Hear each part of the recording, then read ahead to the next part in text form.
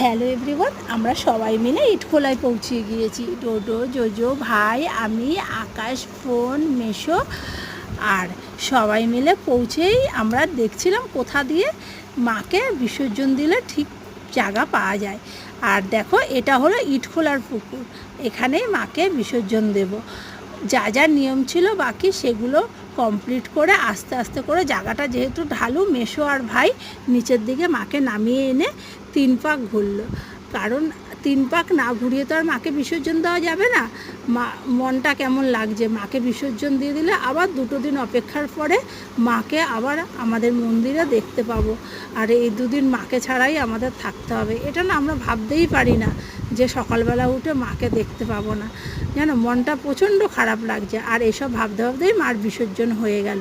আর বিসর্জনের শেষে আমাদের বাবু ভাই সবাইকে জল দিয়ে জল ছিটা